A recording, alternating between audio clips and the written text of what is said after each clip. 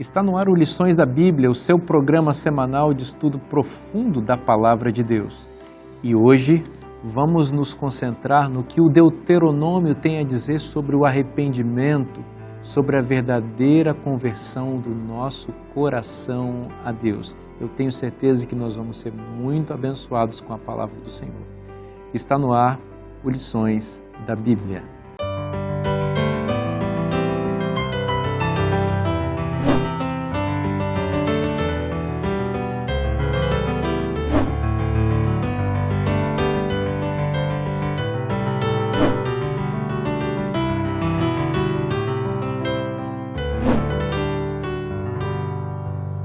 O livro de Deuteronômio é fundamental em todas as escrituras hebraicas e também no Novo Testamento, porque dele os profetas vão beber para apresentar suas verdades, explicar, ampliar e aplicar a vida da igreja e do povo de Deus ao longo da história. E neste programa vamos nos concentrar no tema do arrependimento, da conversão e do desejo de Deus de transformar o coração de seus filhos. E para trabalhar esse assunto, mais uma vez eu tenho a companhia dos meus queridos amigos que ao longo dessa temporada estão conosco compartilhando seu conhecimento. Eu apresento a vocês mais uma vez o pastor Daniel Carvalho. Seja bem-vindo, meu amigo. Obrigado, pastor Vinícius, pastor Diogo, pastor Elias. Prazer estarmos juntos. Vamos à palavra. Prazer todo nosso. Vamos à palavra.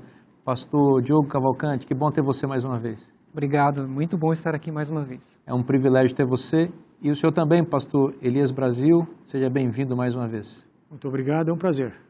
Pastor, por favor, nos dirija em oração. Oremos então. Nosso querido Deus, bom Pai, graças te damos pelo privilégio que nos dás de abrirmos a Tua Palavra. Dá-nos a compreensão da mesma e dá-nos a sabedoria para aplicá-la em nossa vida. Amém. Queira abençoar também a vida de cada um dos nossos telespectadores. Toma-nos a todos em Tuas mãos, em nome de Jesus. Amém. Eu mencionava no início do bloco, da abertura do programa, que o texto de Deuteronômio vai ser fonte de inspiração para os demais profetas, e há uma passagem que nós amamos nas Escrituras, que é Jeremias capítulo 29, versículo 13, que me parece muito claramente ecoar o verso base da lição que vamos mencionar logo na sequência. O texto de Jeremias é: buscar-me-eis e me achareis quando me buscar de todo o coração. Quem nunca recitou esse verso, né? Quem nunca se lembrou dessas palavras em sua relação com Deus? O profeta Jeremias, se fosse hoje, pastor Diogo, nós que trabalhamos com texto e com edição de materiais, teríamos que colocar ali a fonte, né, de onde veio essa expressão, né? E essa expressão veio exatamente de Deuteronômio, capítulo 4, versículo 29, que diz: de lá buscareis ao Senhor teu Deus e o acharás quando buscares de todo o teu coração e de toda a tua alma. Veja que como esses textos realmente estão interconectados, porque o profeta Jeremias está realmente refletindo sobre a experiência de Judá no cativeiro. Eles iriam para o cativeiro, ficariam lá 70 anos, e Deus, por meio do profeta Jeremias, diz para eles: olha, quando vocês estiverem lá no cativeiro, com saudade da terra, numa terra estranha, vocês poderão me buscar, e buscar-me-eis e me achareis quando me buscar de todo o vosso coração. E a passagem de Deuteronômio capítulo 4, versículo 29, usa a expressão de lá. De lá onde? Para a terra para onde vocês forem, por terem se afastado de Deus, por terem pecado contra Deus. Então lá, no meio do exílio, vocês podem buscar a Deus do coração. E aqui nós entramos no tema do arrependimento, né? Que é tão caro nas Escrituras. De Gênesis a Apocalipse, quem sabe nós poderíamos resumir a pregação profética com essa palavra: arrependa-se, né? Deus clamando para que as pessoas se arrependam. E aqui, pastor Elias, nós vemos que Deus dá o tom desse arrependimento. Ele tem que ser do coração, o que evoca a integralidade do ser colocado nesse arrependimento, e não apenas um remorso ou alguma coisa que se preocupa apenas com as consequências daquilo que foi feito, né? Essa busca que Deus espera do perdido, daquele que precisa dele, precisa ser com todo o coração. E do ponto de vista da Bíblia, claro, a palavra coração não é necessariamente emoção. A palavra coração quer dizer a intenção, a vontade, o intelecto, a pessoa põe todas as suas energias, a sua vontade em procurar e encontrar o caminho de volta para a verdade, em buscar a Deus. Mas o bonito disso tudo é que quando nós procuramos a Deus com toda esta força do coração, nós vamos encontrá-lo. Esta é a promessa. Vocês me encontrarão. Isso é muito bonito. Pastor Vinícius, quero fazer aqui puxar aquele item que você mencionou sobre a expressão de Moisés dizendo de lá. Interessante. Imagina Deus apresentando, dizendo assim, olha, vocês vão para outro lugar, vocês vão me abandonar, mas de lá vocês podem me buscar. E o povo poderia questionar e pensar assim, mas como? Claro que nós não vamos. Nós vamos ficar aqui, nós temos a terra, nós já temos a promessa. E aí eu pensei agora há pouco, comparando com quando o Senhor Jesus falou com Pedro. Pedro, você vai me trair. Não, como, Senhor? Não vou te abandonar, nunca, jamais. Pedro, você vai me trair. Então, muitas vezes, não é que Deus queira que aconteça, e o pastor Alberto Tim tem uma frase interessante, falando que não é porque Deus sabe que vai acontecer, mas porque vai acontecer. Deus sabe. É que Deus sabe, né? Deus não está ali predestinando aquela realidade. Ele está dizendo pela dureza, isso vai acontecer. Ele sabe que vai acontecer. E muitas vezes, assim como Pedro e assim como o povo, nós, quando a gente olha, por exemplo, o desfecho final da história, e que o Senhor nos adverte que a gente possa escolher um lado, a gente pode pensar, não, é o lado de Deus que eu estarei, desse lado que eu quero ficar. Só que para que isso aconteça, e agora eu quero descer mais, aí adentrar no verso, 2 pontos importantes. Buscar e achar. Nós precisamos buscar, embora Deus possa, pela sua graça, fazer com que a gente tenha prazer na sua vontade, essa ação, Ele não vai pegar a gente pela mão e empurrar. Nós precisamos ir, nós precisamos buscar. E aí eu faço um paralelo com Mateus 7, verso 7. Pedi e dar-se-vos-á. Buscai e achareis. Então, essa busca, ela precisa acontecer, eu preciso buscar. E o Senhor promete, se você buscar, você vai encontrar. Interessante. É muito interessante isso, pastor Daniel, porque a história da salvação, em realidade, poderia ser resumida na ideia de que é Deus que está buscando o homem. Desde o Éden nós vemos isso, Adão, onde estás? É Deus procurando o homem. Mas aqui Moisés e Jeremias nos apresentam o aspecto do homem buscando a Deus. Então, quando a busca de Deus encontra a busca do homem, aí encontra-se a realização do relacionamento de amor e de salvação. Não adianta Deus nos buscar e nós fugirmos dele. O que acontece com a experiência do pecado é que Deus continua nos buscando, mas nós estamos fugindo dessa busca e nós acabamos nos atrapalhando da vida. Continuando ainda, já que você puxou esse link manteve-se aí no de lá, que é uma expressão interessante, pastor Elias, o senhor que é um especialista também, como já disse aqui em santuário, né? Veja bem, buscar a Deus em Jerusalém era muito fácil, porque havia um edifício que lembrava o povo da presença de Deus ali, o templo.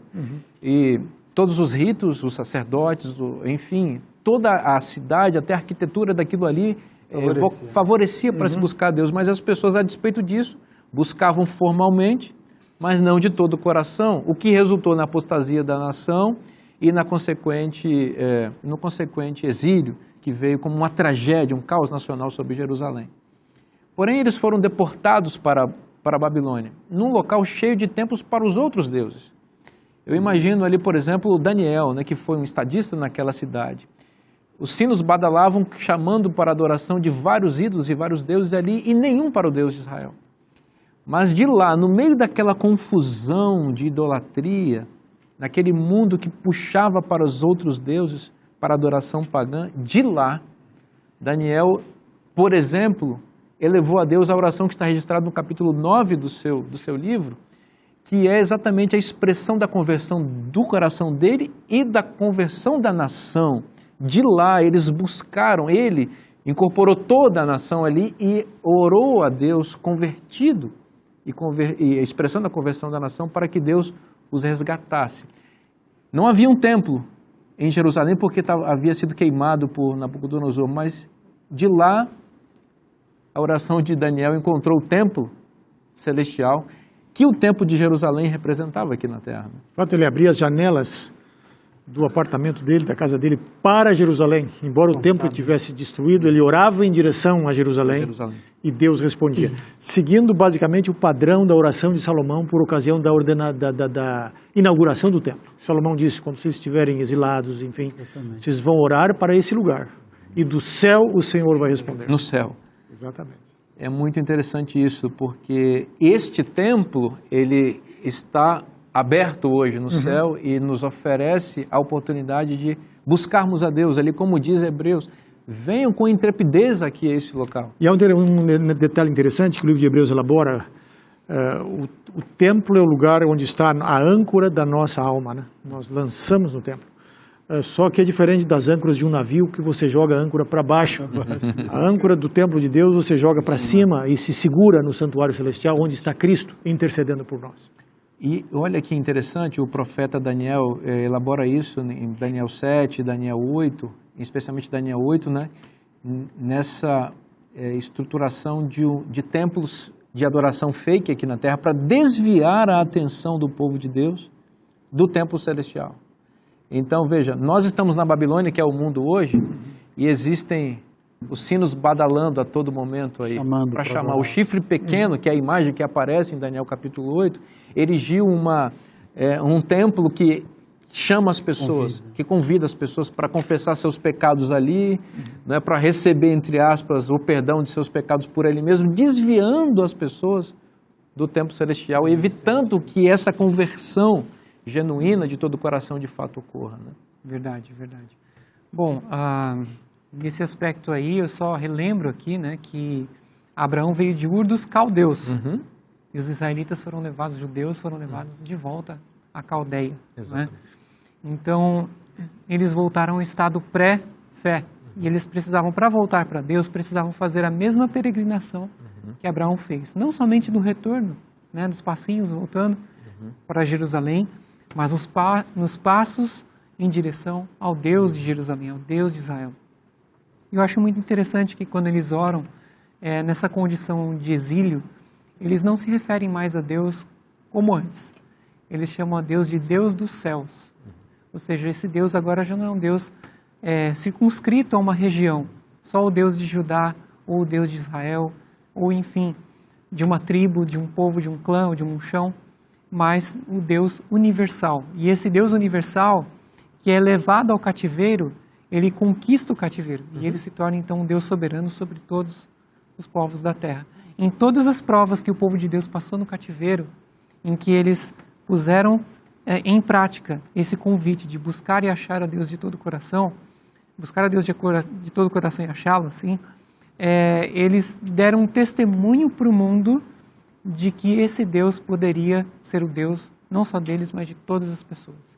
É muito interessante, pastor Diogo, que você mencionou que Abraão veio de Ur dos Caldeus, que é a região da Babilônia, né? E para lá foram os israelitas.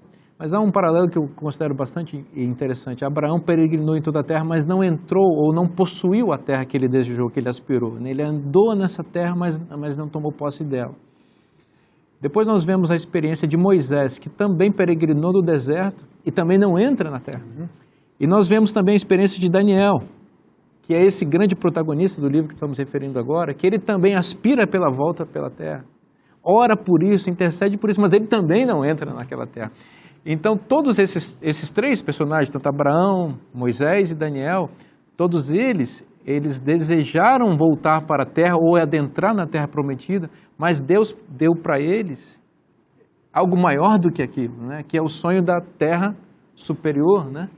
Que é o céu, que é a cidade santa. Os três a confirmação, né? Abraão, pai da fé, Moisés que lá está, e Daniel, e tu, Daniel, fica firme, porque certamente irás ressuscitar. No caso de Abraão, Hebreus diz que ele aspirava à cidade que Deus é o arquiteto. Então, cidade celestial. No caso de Moisés, nós sabemos que ele foi ressuscitado e ascendeu para o céu, para a cidade que Deus é o arquiteto. E no caso de Daniel está a garantia da ressurreição, que ele estará nessa cidade. Exato. Não em Jerusalém terrestre, mas em Jerusalém celestial. É interessante esse aspecto porque no cânon, na ordem dos livros da Bíblia, na Bíblia hebraica, que basicamente são os mesmos livros que nós temos na nossa Bíblia, os mesmos livros, mas a ordem é um pouco diferente. E na Bíblia hebraica, o último livro da Bíblia é 2 Crônicas. E a última palavra em 2 Crônicas é aquele imperativo, aquele convite, né, do rei Ciro dizendo: quem quiser ir a Jerusalém, que suba. Que suba. Então, o Antigo Testamento para os judeus, ele termina com este anelo de voltar para Jerusalém. E assim termina a Bíblia como um todo. Apocalipse é Jerusalém. Volta para Jerusalém celestial. Volta para Jerusalém. Isso tem uma frase muito comum que foi recitada por séculos, né, pelos judeus, que é Leshanah Rabaa Yerushalayim. Ou seja, no ano que vem, em Jerusalém. Né? E eles falaram isso por quase 2000 anos, lá, até que, né, voltaram, né, não relacionado aqui à profecia, mas isso a gente pode dizer em relação a Jerusalém celestial, né, que é uma grande expectativa. No ano que vem, em Jerusalém. Pastor Vinícius? Isso é emocionante. Essa deve ser a nossa esperança sempre. No ano que vem, em Jerusalém. A Babilônia desse mundo não é o nosso lugar. No dia que a gente achar que a gente é daqui, que é para aqui que a gente vai ficar, que é aqui que a gente vai ficar, nós perdemos a nossa maior de todas as esperanças. De fato, o livro de Apocalipse é o drama, é o conflito entre duas cidades, Babilônia e Jerusalém. Aí tem um apelo: Babilônia caiu. Esse é um anúncio maravilhoso. Quando diz que Babilônia caiu, significa que Jerusalém venceu. E quando há o apelo nos profetas para sair de Babilônia, significa sair de Babilônia para ir para Jerusalém. Jerusalém tem a última palavra. Exatamente. Perfeito. Pastor Vinícius, amigos, chamou a atenção aqui a expressão item, que ela representa um anseio. E dito pelo povo de Israel, tudo bem, né? Agora, dito pelo Senhor, o Criador, o que trouxe a nação. Então, eu anotei aqui algumas palavras similares, por exemplo, quem dera, oxalá, quem nos dera, como eu gostaria. Quando a gente imagina Deus expressando esse anseio para com o seu povo, que vocês andassem nos meus caminhos, que fizessem a minha vontade, esse anseio precisa encontrar um eco em nós. E aí vem Davi e diz: Senhor, minha alma anseia pelos teus atos, pela tua presença. Então, quando o anseio divino se encontra com o anseio humano, plenitude, né? Então a gente se volta para Deus. Quem dera expressa o desejo de Deus. Eu imagino agora Deus pensando: quem dera que meus filhos estudassem minha palavra e me amassem e ouvissem minha voz todos os dias. E existe provisão para isso. E uma das maneiras especiais de estudar diariamente a palavra de Deus é por meio do estudo da lição da Escola Sabatina, que você não pode abrir mão. Lembre disso, você não pode abrir mão. É bom você assistir lições da Bíblia, mas melhor ainda é você estudar a lição da Escola Sabatina todos os dias. Então, quero recomendar que você tenha esse material em sua casa e você pode conhecer mais sobre ele, como adquiri-lo em cpb.com.br. O nosso programa vai por um breve intervalo e volta já já. Estamos de volta com o programa Lições da Bíblia e no bloco anterior estávamos com saudade de Jerusalém, que é para lá que nós vamos quando Jesus voltar em breve. Quero aproveitar para recomendar para você uma vez mais esta preciosidade, que são os comentários da escritora norte-americana Ellen G. White sobre o tema do nosso guia de estudos. Você vai ser enriquecido, nutrido e abençoado com essas palavras inspiradas. Se deseja conhecer um pouco mais, você já sabe, cpb.com.br é o site da querida Casa Publicadora Brasileira. No bloco anterior também, pastor Daniel, nós estávamos conversando aqui sobre essa expressão belíssima que aparece aqui em Deuteronômio, que Moisés coloca na boca de Deus, né? Deus dizendo: quem dera os filhos de Israel me temessem e me seguissem como eles prometeram naquele dia na aliança em Horeb, né? Agora, pastor Diogo, quem dera, né? Essa é uma expressão que parece humana, antropomórfica, né? Até às vezes, porque nós é que somos limitados e que buscamos receber coisas de fontes superiores, mas quem vai oferecer algo para Deus? Por que essa expressão faz sentido aqui? Exato.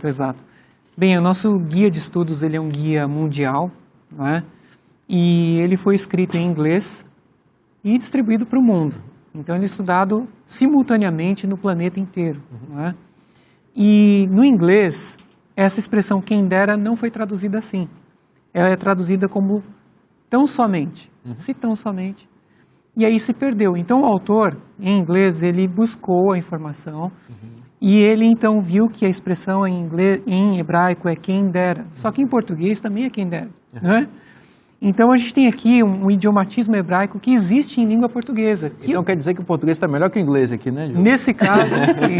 Você Deus pode levar esse Nesse adendo. caso, sim. Nesse caso, sim. E existem várias palavras que nós temos no português que vêm do inglês. Por exemplo, zait, que é azeite, né? Vem do hebraico, enfim, tantas outras. E nesse caso foi preservado também do hebraico. E aqui a gente tem exatamente esse ponto que é fantástico, que é a ideia de Deus desejando algo que Ele não pode fazer. Algo que está além da capacidade, é difícil falar isso, é duro dizer, ou além dos limites que Ele estabeleceu. Não da capacidade, mas da permissão, ou da possibilidade de Deus.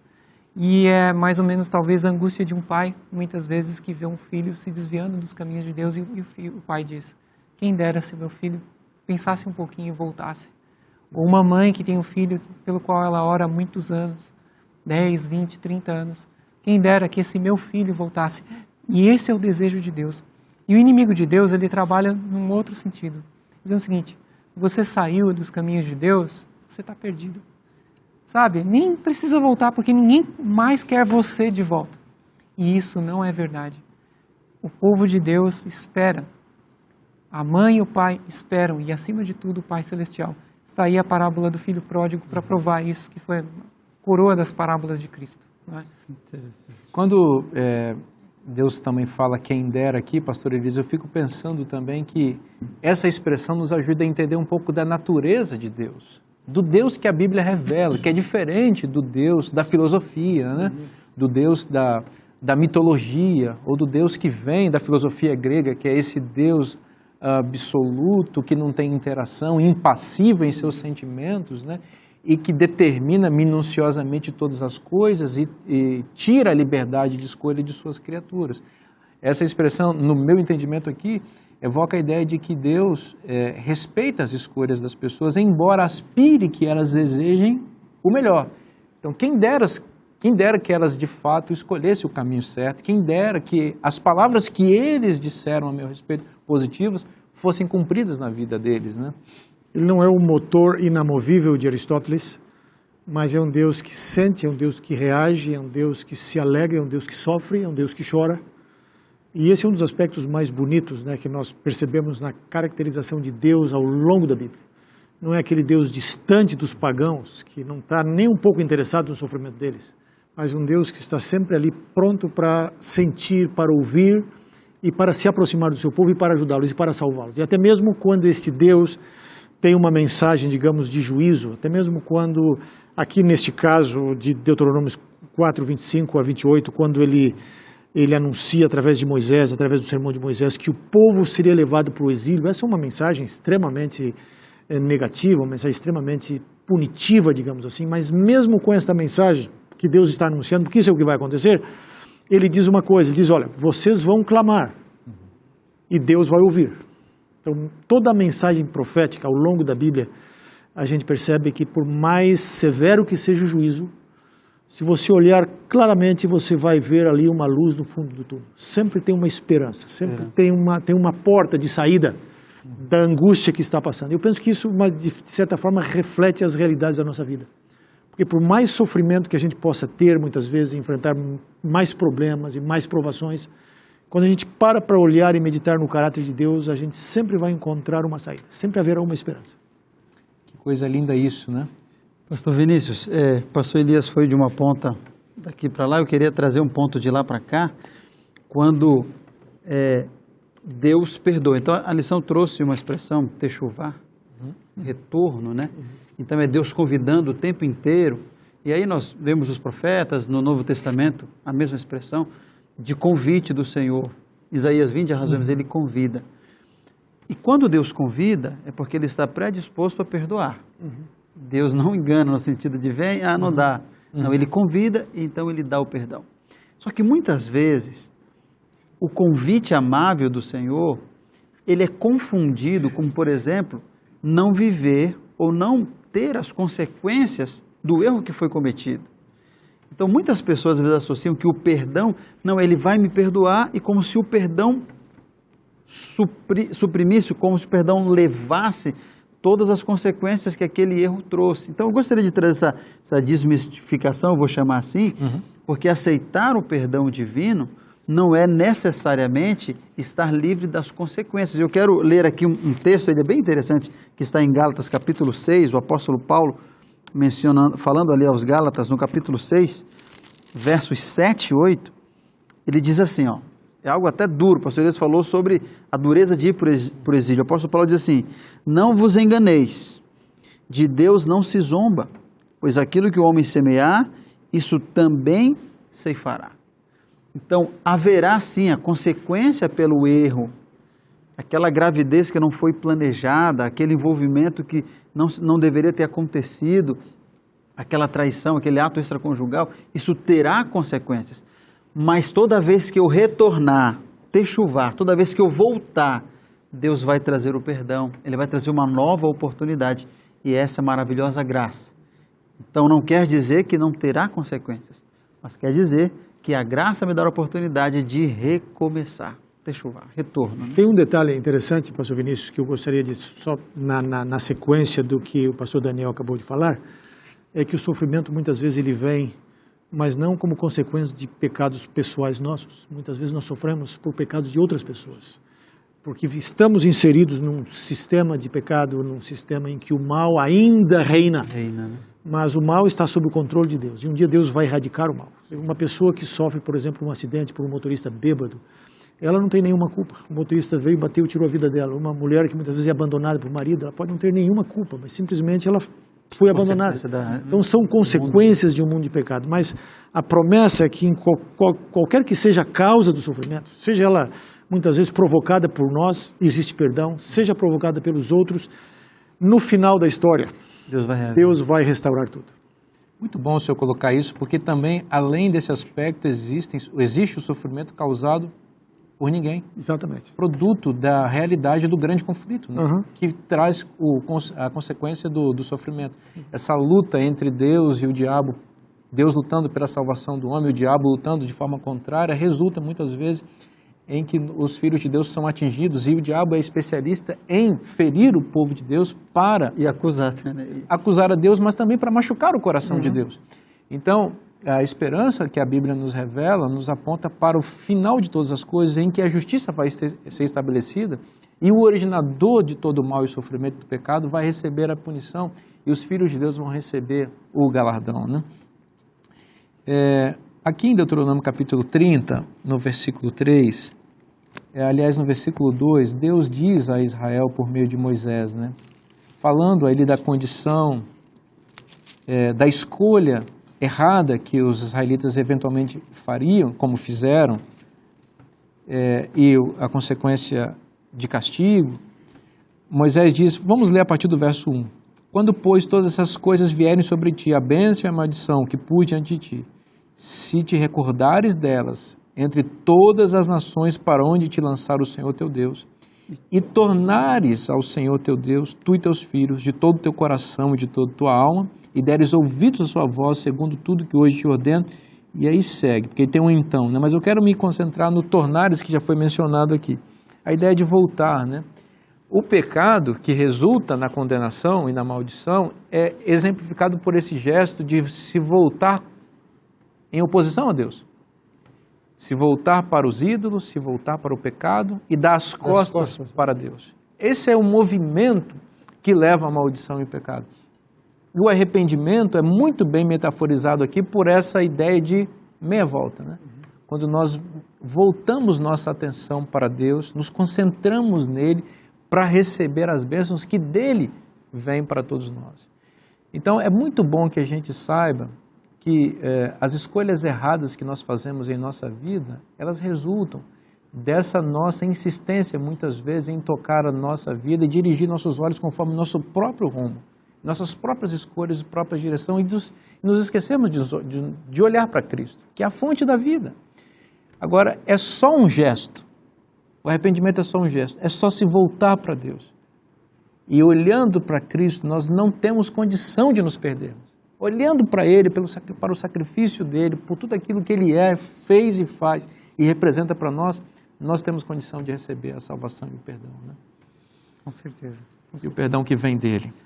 Pastor Vinícius, você fez uma espécie de consideração e eu gostaria de fazer um apelo. Pois não? No sentido de alguém que estuda a lição da Escola Sabatina, ou mesmo um amigo que esteja nos assistindo, pode estar nesse dilema, né?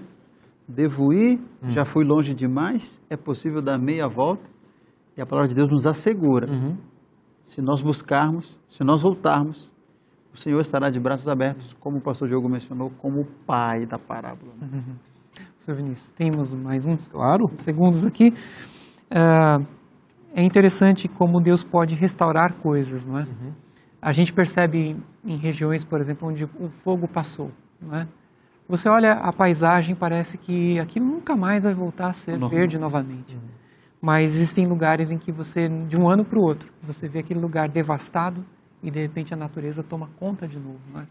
E aqui diz o seguinte, que não somente Deus perdoa, ali em Deuteronômio 30, mas ele muda a sorte da pessoa. Você olha, por exemplo, a história de Jó, né? Ele foi atingido por um tiroteio do grande conflito, né? As balas perdidas do diabo, né? E ele, de repente, quando Deus mudou a sua sorte, não no sentido de sorte de né, ser beneficiado Aleatoriamente, por exemplo. acidentalmente, mas intencionalmente por Deus, ele se transformou no homem mais rico do Oriente de novo, com mais filhos, com mais bênçãos, o dobro de bênçãos do que ele tinha antes.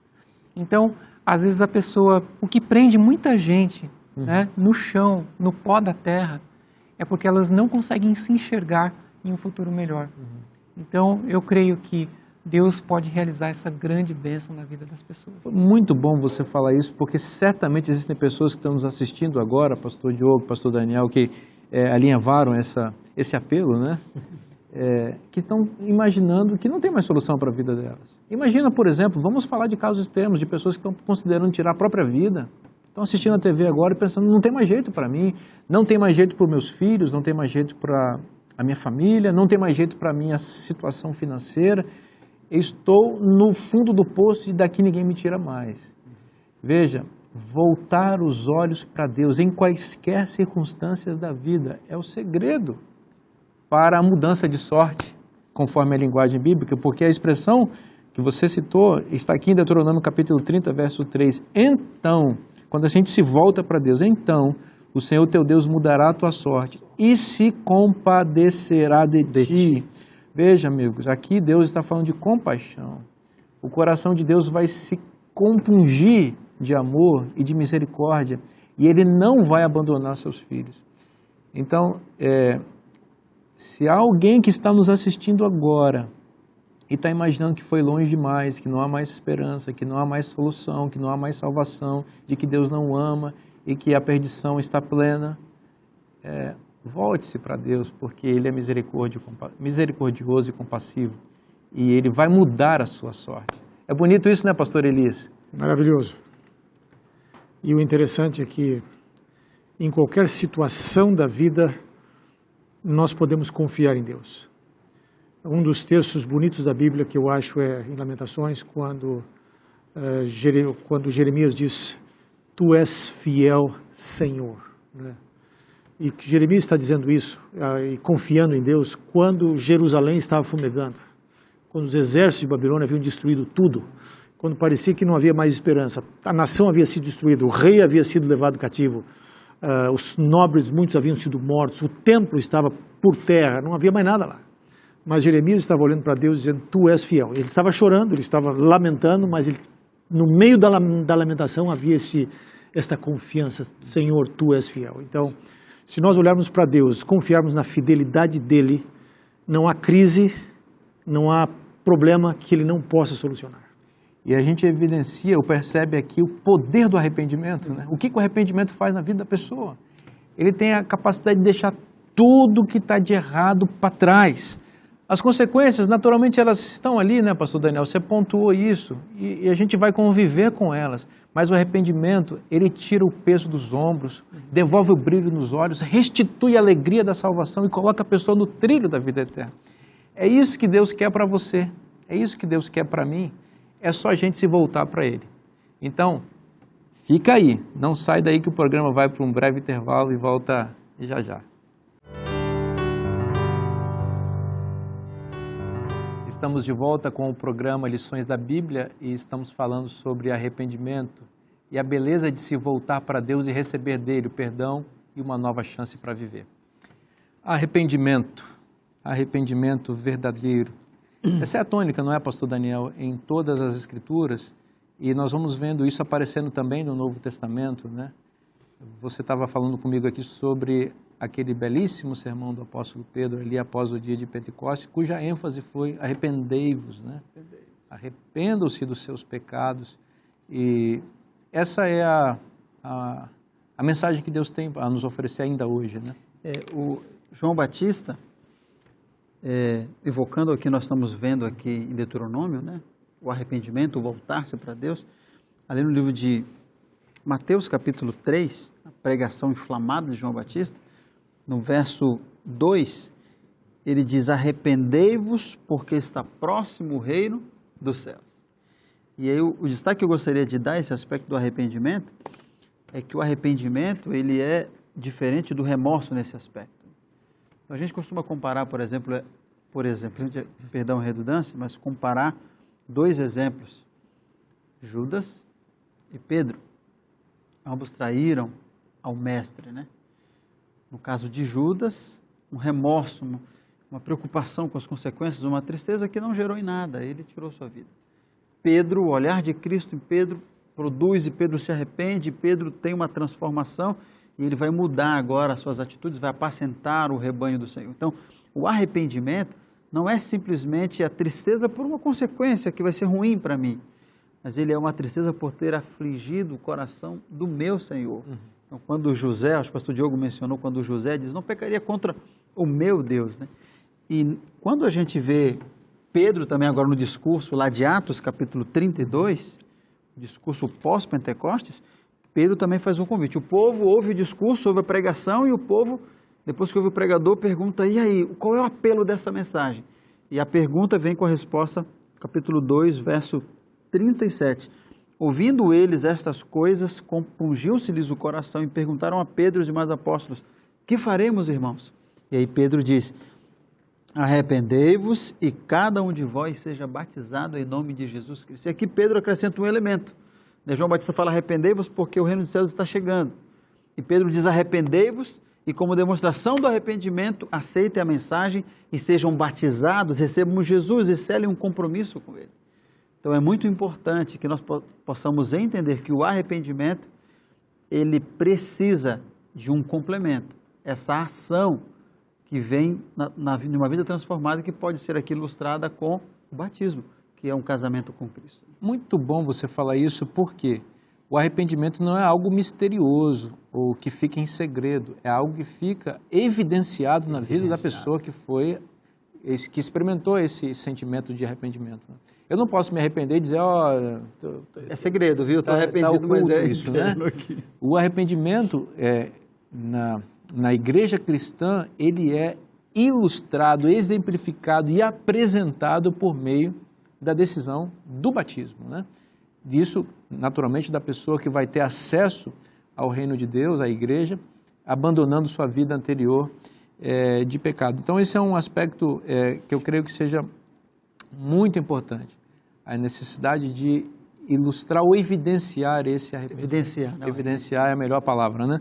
Evidenciar esse arrependimento. Agora, interessante, pastor Diogo, ele está falando o pastor Daniel falou de batismo, mas no Antigo Testamento, entre aspas, aqui o batismo era a circuncisão, né? Que era o acesso à aliança, né? Se dava por meio da circuncisão.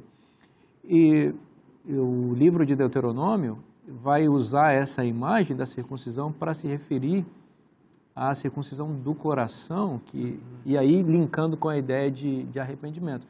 Ou seja, também não dá apenas para você evidenciar uma coisa que não é exatamente, que não aconteceu de verdade no coração. Então, Moisés junta as duas coisas, a exemplificação da coisa e ela de fato acontecendo, é a essência dela. Interessante que na pregação de João Batista, apareceram alguns fariseus ali, à beira do Rio Jordão, e ele falou, raça de víboras, produzam fruto, né, digno de arrependimento, já agora o machado está posto à raiz, Por quê? Porque ele bate na raiz e dali não vai sair mais nenhum fruto. Se tiver fruto, a árvore sobrevive, senão não. Enfim. Mas o ponto a gente percebe que é um arrependimento que vem do coração, de dentro. E isso também é um dom de Deus. O arrependimento, não porque Deus decida por nós, mas porque Deus nos influencia e nos chama e nos incomoda. E algumas pessoas, né, oram, né? Senhor, incomoda meu marido, né? Exato. Incomoda meu filho, né? E esse é o papel do Espírito Santo. Aquela voz, né, que fala ao nosso ouvido, dizendo, este é o caminho, andai por ele, ou volte para o caminho, não é? E aqui em Deuteronômio 30, verso 6, aí chegamos a esse ponto, pastor Vinícius, aqui, de Deus circuncidando o coração. Quem faz isso é Deus. Porque em um outro momento nós vimos que Deus conclama Israel a circuncidar o seu coração. Porque essa é uma decisão íntima, pessoal, individual. Mas também é um ato de Deus. Então vejo nesse ponto aí um sinergismo, né? Uma atuação de Deus dentro do nosso livre-arbítrio, nos capacitando a nos arrepender. É que a iniciativa é sempre dele, né? Sim, e ele respeita a nossa ação em reação àquilo que ele faz. Sim, né? sim. E esse é um conceito muito difícil. É difícil você não escorregar para nenhum dos lados, né? Porque por um lado você pode cair num determinismo divino ou você pode cair num total legalismo, não é? O homem sem Deus se arrependendo, não é? Porém, nós devemos lembrar que o arrependimento é um passo essencial para a salvação. Sem arrependimento não há salvação. E aí entra no que você disse, não é? Que não é simplesmente você ter um remorso pelas consequências, mas uma tristeza pelo mal e um desejo de abandonar as más práticas. E aí, só para fechar essas ideias aqui, pastor Vinícius e colegas, Deus nos salva do pecado, mas Deus não nos salva do pecado, para continuarmos na mesma vida que nós sempre levamos no passado de pecado. Reforçando o ponto que você mencionou, nesse sinergismo da ação de Deus e da resposta humana, Deuteronômio, capítulo 30, versículo 10, diz assim, se deres ouvidos à voz do Senhor. Observa que é a voz do Senhor que fala, para conduzir ao arrependimento. Mas a pessoa tem que... você tem que dar ouvido, mas ele está falando e você está ouvindo. Se deres ouvidos à voz do Senhor teu Deus, guardando os seus mandamentos, olha aqui que ele faz uma associação com o arrependimento também com a prática daquilo que Deus prescreve. O arrependimento não é aquela coisa assim, eu estou arrependido aqui no meu coração, mas eu vou continuar fazendo a mesma coisa que eu estava fazendo. Então, quando você realmente está arrependido de algo, você muda o seu comportamento. Não é? O arrependimento não é algo subjetivo, imaterial, abstrato. Não, o arrependimento é algo... sentimento intelectual. Não é aqui só na cabeça. Ou a cara triste, né? Poxa, é mais que isso. Né? O arrependimento vem para as mãos, para o corpo, para a vida, para os olhos, para as ações, não é? Para o abandono do pecado, não é? Para o desligamento daquela relação que é contrária àquilo que a palavra de Deus disse, para o retorno para casa, para a volta para a igreja, para o rebatismo, enfim, ouvir a voz de Deus e guardar os mandamentos e os estatutos escritos no livro da lei. Ele vai dizer depois, se converteres ao Senhor. E de novo a ideia de voltar, né? Ele vai enumerando sinônimos ali para falar a mesma coisa, para reforçar a ideia de que a gente tem que voltar para Deus, ouvindo a voz dele, e te converteres ao Senhor teu Deus de todo o teu coração e de toda a tua alma. É o que Deus espera que a gente faça, né? Esse é o arrependimento verdadeiro. Pastor Elias, é interessante pensarmos nisso, né? Porque Deus aqui, em sua relação conosco, vai indicando o caminho que a gente tem que fazer para nos acertarmos com Ele. Mas muitas vezes nós somos os ofendidos, como Deus é ofendido, e nós temos o dever de imitar Deus. É aquela questão ética que é clara, né? A imitação de Cristo. E aí, é fácil fazer isso daí quando a gente está no lugar de Deus? De fato, essa discussão aqui está muito boa, porque essa é basicamente o coração do Evangelho. Estamos falando aqui de Deuteronômio, estamos falando do perdão, da graça de Deus, do arrependimento, da salvação. E eu queria trazer um ângulo de abordagem desse assunto agora com base na parábola do filho pródigo. Na parábola do filho pródigo nós temos ali 3 personagens. Tem o pai, tem o filho perdido e o filho mais velho. Normalmente, na rotina da nossa discussão, das nossas reflexões, a gente sempre faz a reflexão do arrependimento como se a gente fosse o filho perdido. Aquele que precisa do perdão e a gente sabe que o pai está ali pronto para perdoar. E essa é uma realidade. Deus está pronto para nos perdoar e nos receber. O problema é quando a gente precisa fazer o papel do pai, quando alguém nos ofende, alguém nos abandona, alguém nos trai, e essa pessoa nos pede perdão, se arrepende. Será que a gente pode, de fato, exercer o papel do pai, ou nós vamos fazer o papel do irmão mais velho que se recusava a perdoar? Então, na ética bíblica, como nós já discutimos aqui anteriormente, o princípio é a imitação de Deus. Estamos prontos para fazer o papel de Deus. Eu acho que esse é o maior privilégio que Deus nos dá. E toda a compreensão do caráter de Deus que nós aprendemos da Bíblia, todo esse perdão que Deus nos oferece, tem uma implicação. E a implicação é que nós precisamos perdoar os outros. E esse é o preço que nós temos que pagar na vida pessoal, para usufruirmos do perdão de Deus e dizermos para Deus que nós valorizamos o perdão dele. Nós não temos muita opção, aliás, não temos opção, a não ser perdoar aqueles que erram contra nós e se arrependem. É verdade, isso não é fácil, né? É uma luta, né? É um item, inclusive, da oração do Pai Nosso, né? Se Jesus ensina, você diz, Senhor, me perdoa. Perdoa nossas dívidas. Mas eu já estou perdoando meu irmão também. A parábola do credor, que o pastor Elias mencionou em lições anteriores, né? Foi a chateação dele, porque eu perdoei você e você não perdoou o teu irmão. Que desafio.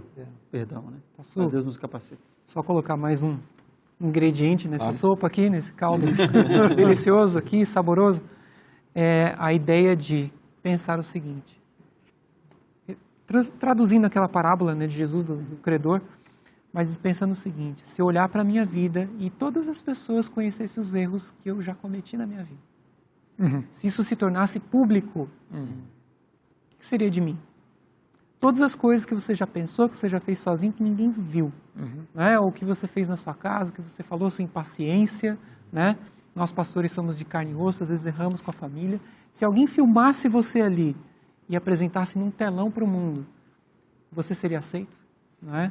Mudar de vamos galáxia, vamos lembrar que Deus nos aceita mesmo assim, com os nossos erros, os nossos defeitos, e a gente pensando na enormidade do nosso pecado. Por que eu não vou perdoar meu irmão que falhou comigo? Por que eu não vou perdoar aquela coisa tão pequena que ele fez comigo? Por que eu vou ficar guardando isso para mim? Eu vou perdoar, vou seguir em frente, eu vou orar por ele e vou amá-lo e vamos em frente para o céu. Eu acho que é esse que é o caminho. Aí está o maior privilégio do ser humano, porque quando nós perdoamos, nós estamos fazendo o papel de Deus, de certa forma. Estamos imitando a Deus. É algo que só Deus pode fazer. Mas Deus nos dá esse privilégio, essa autoridade para perdoar aqueles que nos ofendem. É inevitável, de novo, não pensar em José aqui, né? Porque foi exatamente o que aconteceu com ele, né? No final ali da história do reencontro com os irmãos, né?